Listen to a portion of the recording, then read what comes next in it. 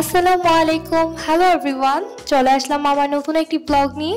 So আজকে ভাবছিলাম যত ইফতারিতে সব রকম প্রতিদিনই একই রকম ইফতারি আইটেম করা হয়, তো আজকে একটু ভিন্ন রকম ইফতারি আইটেম করবো। তার জন্য আমার গাছের পুঁই শাক পাতা নিয়ে নিলাম, সাথে বিচিগুলো তোমাদেরকে দেখিয়ে দিলাম। আর আজকে ওয়েদারটা দেখো কত সুন্দর না।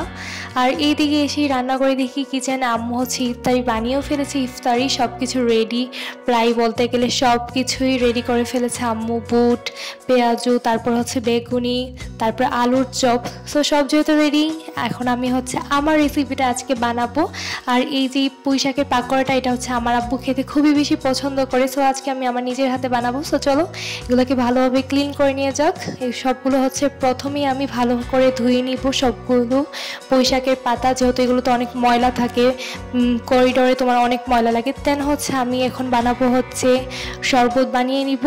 যেহেতু আমি এখনও পর্যন্ত শরবত বানাইনি, প্রায় আরও অনেক সময় আছে, এত বেশি সময় নেই বাট মোটামুটি সময় আছে। আর তার জন্য আমি ঠান্ডা পানি নিয়ে নিয়েছিলাম, যেটা আমরা দুপুরে না সকালেই ঠান্ডা পানিটা দিয়ে রেখেছিলাম। সো একে একে গ্লাস করে, যেহেতু আমাদের বাসায় বর্তমান এত বেশি মানুষই নেই বলতে গেলে, তার জন্য খুবই অল্প শরবত বানাবো। তার জন্য কোনো প্রকার দেরি লেট করিনি, আস্তে ধীরে শরবতটা বানিয়েছি। সব কয়েকটা শরবত যত গ্লাস বানিয়েছি, মাত্র এখানে 4 গ্লাস মনে হয় শরবত বানানো হয়েছে। সো প্রথমে আমি ঠান্ডা পানিটা পাতিল দিয়ে আমি বানিয়ে ফেলি। যত রামাদান মাসে আমার একটা মেজারমেন্ট থাকে, যত খাওয়া যায় না চিনিটা। দেন প্রথমে আমি ট্যাংটা দিয়ে চিনি দিয়ে পরিমাণ মতো লবণ, যেটা আমি মেজারমেন্ট কাপে মেপে রাখি কতটুকু দিব, সেই অনুযায়ী আমি সুগারটা দিয়ে সব কিছু দিয়ে ভালো মিক্স করে। আর রেডি আমার শরবত। একদমই তোমরা এইভাবে বানিয়ে ট্রাই করতে পারো, একদমই ইজি হবে। মেপে নিবে, তাহলে অবশ্যই ট্রাই করে আমাকে বলবে কীরকম হয়েছে তোমাদের শরবতটা। এখন আমার ধুয়ে রাখা পুঁই শাকের পাতাগুলো ভালোভাবে বেছে নিয়ে চুবিয়ে দেন গরম তেলে ছেড়ে দিব। আর এই যে ভাজাটা আমি আর দেখালাম না, নর্মাল আছে, মিডিয়াম আছে ভেজে নিলে হবে। আর রেডি, ব্যাস মচমচে, খুবই অল্প খুব সময়ে তোমরা এটা ভেজে নিতে পারো। আর দেখতেই পাচ্ছ কতটুকু সুন্দর হয়েছে আর কতটুকু মচমচে হয়েছে। না খেলে কীভাবে বুঝবে, অবশ্যই ট্রাই করবে বাসায়।